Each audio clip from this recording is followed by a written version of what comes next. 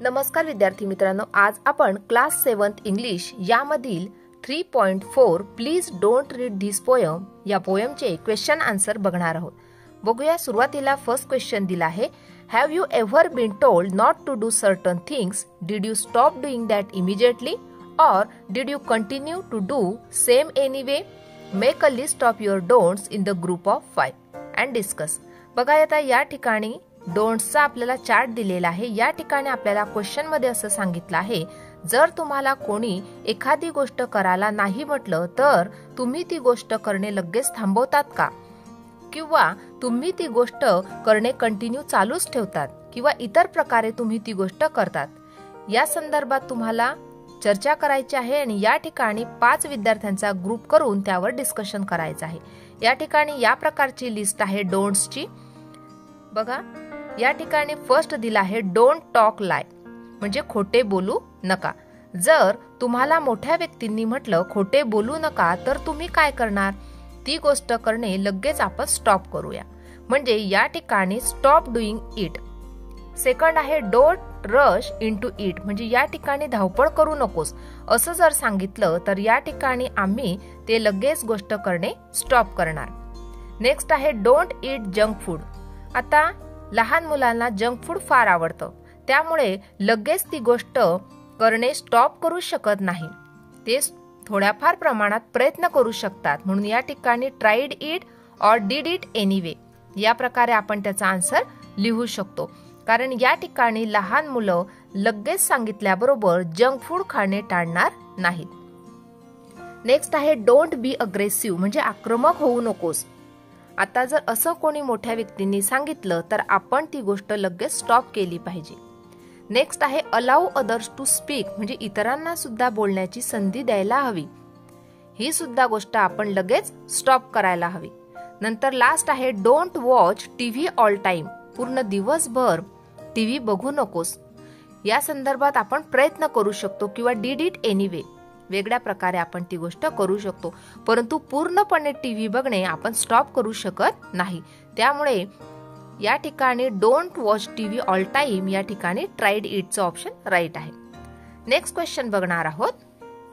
When you write something or paint something or make something do you want others to see it? Discuss the reason for your answer. बघा, आता या ठिकाणी question मध्ये असं दिलं आहे, जर तुम्ही एखादी गोष्ट लिहिली, किंवा एखादी गोष्ट पेंट केली, किंवा एखादी गोष्ट बनवली, तर ती गोष्ट तुम्हाला इतरांनी बघावी असे वाटते का? जर असे वाटत असेल, किंवा त्या संदर्भाचं कारण तुम्ही सांगायचं आहे. बघा, याचा आन्सर आहे या प्रकारे. Yes, when we write something or paint something or make something, we want to show them others because we know that everyone will appreciate us for that what we have made. Everyone want to hear appreciation. बघा, या ठिकाणी आम्हाला सुद्धा जर आम्ही काही writing work केलं असेल, पेंट केलं असेल, किंवा एखादी गोष्ट बनवली असेल तर ती गोष्ट इतरांना दाखवावीशी वाटते. कारण आपल्याला असं वाटतं की प्रत्येकाने आपलं कौतुक करायला हवं. आपण जी गोष्ट बनवली आहे, जी गोष्ट राईट केली आहे, किंवा एखादं पेंटिंग केलं आहे, ती पाहून प्रत्येकाने आपलं कौतुक केलं पाहिजे.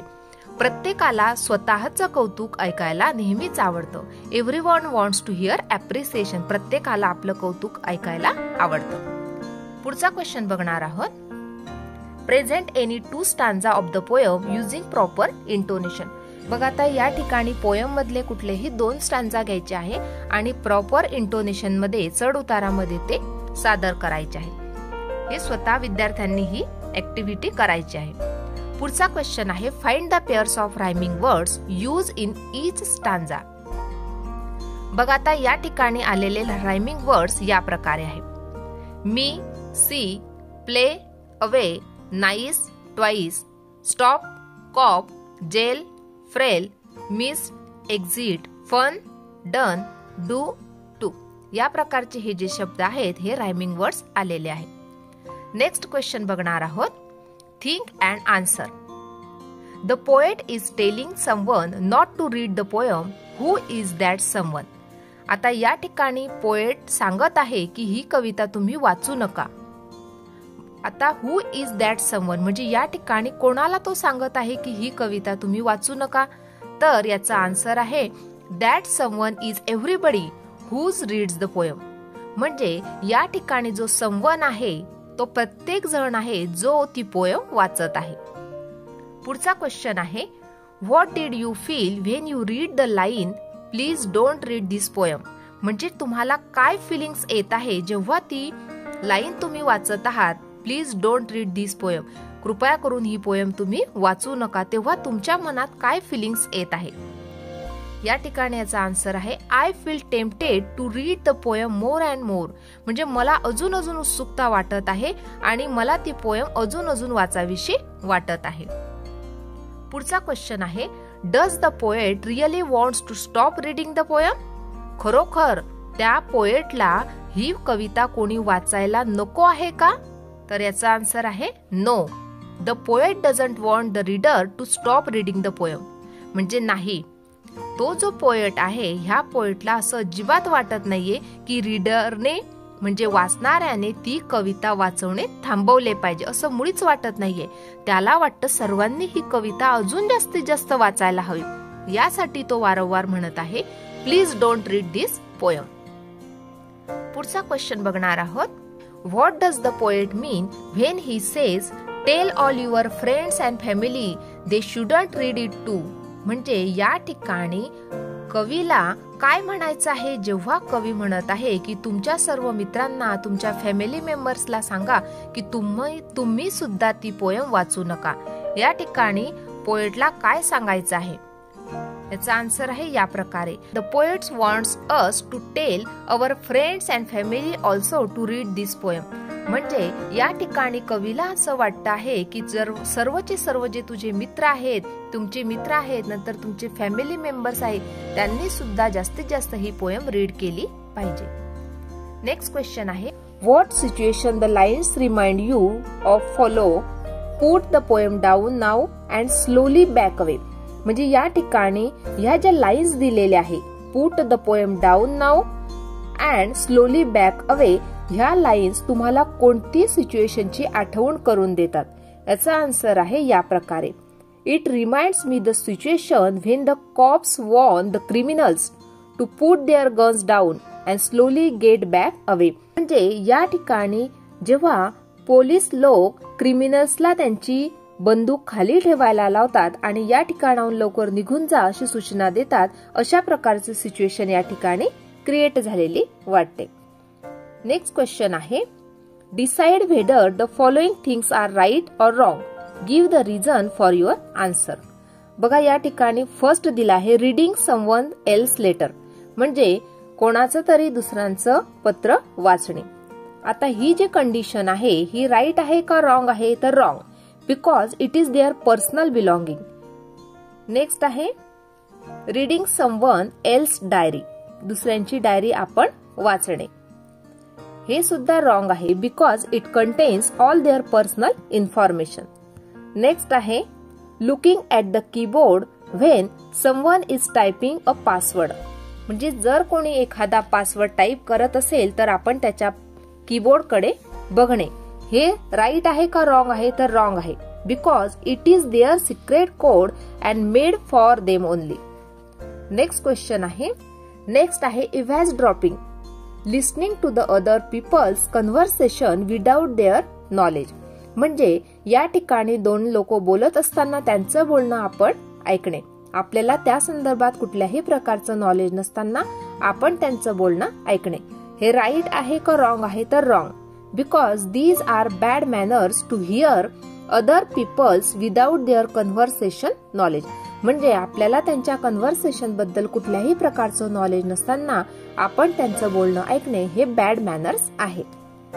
नेक्स्ट क्वेश्चन आहे trying to someone's address, phone number, email ID without their knowledge.